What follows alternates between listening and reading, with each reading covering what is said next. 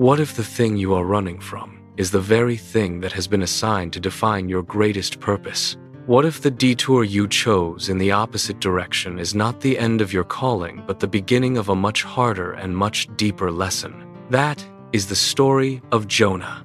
And before you decide it is a children's tale about a man and a fish, give it a moment, because this story knows your address. God came to Jonah with a clear and specific assignment. Go to Nineveh, that great city, and cry out against it because their wickedness has come up before me. Nineveh was the capital of Assyria, one of the most brutal, most feared, most violent empires in the ancient world. These were not people Jonah had neutral feelings about. These were the enemies of his nation. And God said, "Go, preach to them, give them a chance to turn. Carry my word to the people you least want to carry it to." Jonah got up, but not to go to Nineveh. He got up to run. He went down to Joppa, found a ship going to Tarshish, paid the fare, and got on board. Tarshish was in the complete opposite direction. He didn't argue with God. He didn't negotiate. He didn't ask for a different assignment. He simply left, bought a ticket, boarded the ship, and went as far in the wrong direction as his money could take him. Now, before we judge Jonah too quickly, let's be honest with ourselves. Most of us have bought a ticket to Tarshish at least once. Most of us have had a moment where we knew exactly what God was asking and chose the boat instead. The assignment was too hard. The people were too difficult. The cost was too high. The call made no sense given the history. So we found a ship going somewhere else, and we told ourselves it was fine. But here is what Jonah discovered, and what every Tarshish ticket eventually teaches us. You can pay the fare to go in the wrong direction, but you cannot outrun the one who owns the sea you are sailing on. God sent a great wind on the sea, and such a violent storm arose that the ship threatened to break apart. The sailors were terrified. Every man cried out to his own God. They threw cargo overboard to lighten the load, and Jonah had gone below deck and fallen into a deep sleep. The man running from God was the only person on the ship not crying out to one. The storm that his disobedience created was keeping everyone else awake while he slept through it. The captain found him and said, "How can you sleep? Get up and call on your God. Maybe he will take notice of us, and we will not perish."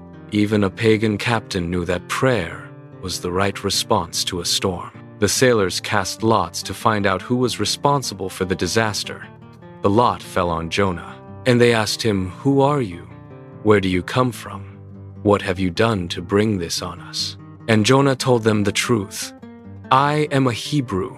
I worship the Lord, the God of heaven, who made the sea and the dry land. I am running from him. This storm is my fault. It landed on all of you because of me." There is something deeply significant about that moment of confession. Jonah knew.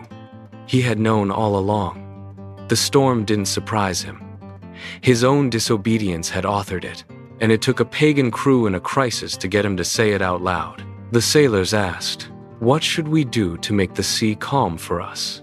And Jonah said, "Pick me up and throw me into the sea, and it will become calm. I know that this great storm came upon you because of me." The sailors tried to row back to land first. They didn't want to throw a man overboard. Even in the middle of the chaos Jonah created, they showed more mercy toward him than he had been willing to show toward Nineveh. But the sea grew wilder. And finally they cried out to God, asking not to be held responsible for an innocent man's blood.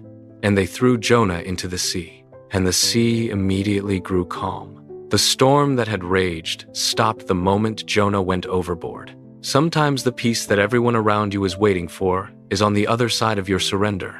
Your obedience affects more people than just yourself. And the Lord provided a great fish to swallow Jonah. And Jonah was in the belly of the fish 3 days and 3 nights. Not devoured, not destroyed, held. Uncomfortably, impossibly held. The fish was not punishment. The fish was provision. It was the thing God used to keep Jonah alive in the middle of the consequence of his own running. Even in the mess of our own making, God is still preserving us for the purpose He assigned. From inside the fish, Jonah prayed. And the prayer he prayed is one of the most remarkable prayers in all of Scripture. Not because it was eloquent, because of where it was prayed from. He said, "In my distress, I called to the Lord, and He answered me. From deep in the realm of the dead, I called for help, and You listened to my cry." He prayed from the belly of the consequences of his own choices. He didn't wait until he was free to talk to God. He talked to God from inside the worst place his running had taken him. "You have hurled me into the deep," he prayed. "The currents swirled about me. All Your waves and breakers swept over me. Yet I said, I have been banished from Your sight. Yet I will look again toward Your holy temple. Yet I will look." In the middle of describing the depths of where he was, Jonah turned toward God anyway. Not because the circumstances had changed, but because he decided that even here, even in this, God was still the only answer. He said, "Those who cling to worthless idols turn away from God's love for them. But I, with shouts of grateful praise, will sacrifice to You. What I have vowed, I will make good." Salvation comes from the Lord. And the Lord commanded the fish, and it vomited Jonah onto dry land. 3 days in, one prayer, one turn toward God, and the fish let him go. The holding place released him the moment the running stopped. Now step out of the belly of that fish and into your own story. Because Jonah is not a cautionary tale about a disobedient prophet. He is a mirror for every person who has ever run from an assignment that costs too much. Think about your Nineveh, the conversation you have been avoiding, the person God keeps bringing to your mind that you keep finding reasons not to reach, the assignment that requires you to love someone you would rather not love. God doesn't always call us to comfortable places. He doesn't always send us to people we like, people who look like us, people whose history with us is clean. Sometimes the call is to Nineveh, and Nineveh is hard. But here is what running from Nineveh always produces: a storm. Not always a literal one. Sometimes it is a storm in your peace, in your sleep, in your sense of purpose, a restlessness that no amount of Tarshish can quiet, because you were not built for Tarshish. You were built for the assignment, and the distance between where you are and where you are supposed to be will always create turbulence. The sea doesn't stay calm for a prophet running sideways. And the fish. Think about the fish in your own life, the uncomfortable holding place you ended up in because of a choice you made, the situation you didn't choose, but that swallowed you whole while you were mid-run. What if that place that feels like a consequence is actually a provision? What if God is using the very thing that feels like it is digesting you to preserve you long enough for you to turn around? The belly of the fish is not the end. It is the turning point. It is where running stops and praying starts. It is where the "yet I will look" happens. And "yet I will look" is the most powerful phrase a running person can say. You don't have to be free to pray. You don't have to be out of the belly before you turn your face toward God. The prayer from the deepest place is still heard. The cry from inside the consequence still reaches heaven.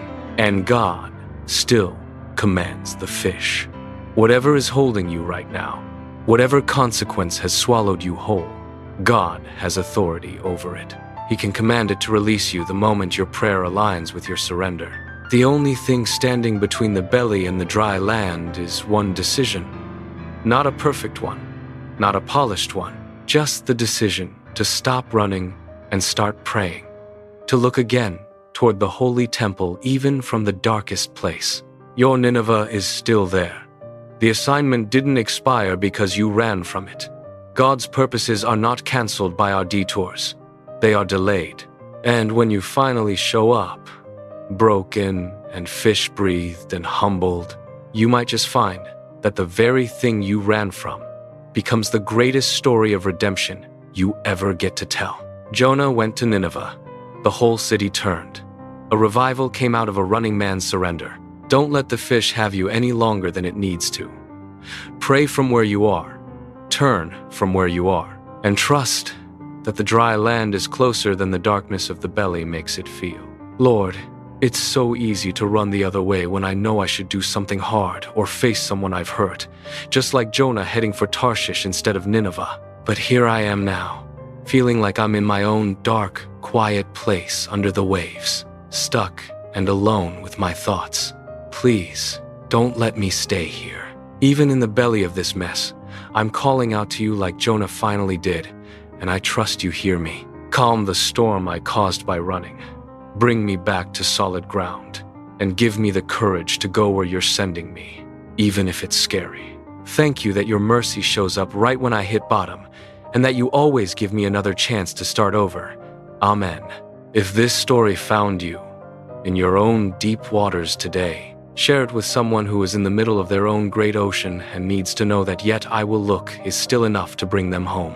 Subscribe if you haven't already. Every week we open up stories like this one that find you exactly where you are and remind you that no detour is too far and no belly is too deep for the God who commands all fish.